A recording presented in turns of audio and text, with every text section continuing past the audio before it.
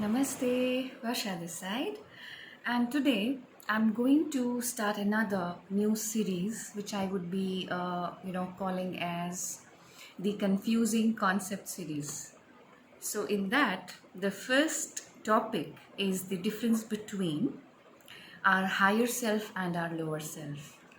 Okay, so before we start, our higher self is about 18 feet above us. Okay, so we all have our higher selves, and the ego, which is inside of us, this is our lower self. Okay, now the higher self is a sixth density light body existing outside of space and time who chooses to serve as a spirit guide and guardian angel to all previous incarnations and lifetimes.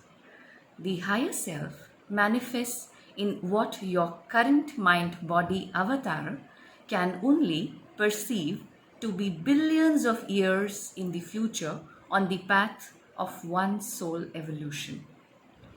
It is also what you may call a group consciousness or social memory complex. It's like a state of consciousness where an entity merges with a collective to operate in singularity, becoming fully interactive telepathically and empathically with all thoughts and feelings of other selves within the group consciousness. Now, about the lower self.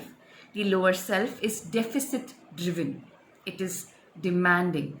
The behavior coming from this state is the one that tries to grab and watch self interest only. The lower self is insecure and always wanting something. It operates from ego. Now, outer manifestation of lower selves are meanness, fear, and smallness. There will be some amount of self-interest in everything, every action, or everything we do if we are operating from our lower self. Now, moving on to higher self again, the higher self, being self-sustained, gracefully allows others to gain and remain blissful.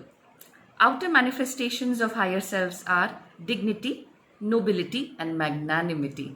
So when we operate from our higher selves, when we are centered in our higher selves, whatever we do, our thoughts, actions, projects, assignments, tasks, everything is about the highest good, for the greater good. It's about humanity, it's about earth. And even after giving, and doing so much for others, the higher self is always in that state of bliss. The higher self is also known as the transcendental self or Purusha in Sanskrit. We can unite the lower self, that is ego, with the higher self through our spiritual practice, creating balance and oneness within. So it is actually easy to bring that balance between both the selves. Okay, so this was just a short description about what your higher self is and what your lower self is. I hope this video helps. Just let me know if you have more questions. You can always comment under this video, or you can mail me, or you can send a text message, whatever suits you. Thank you so much.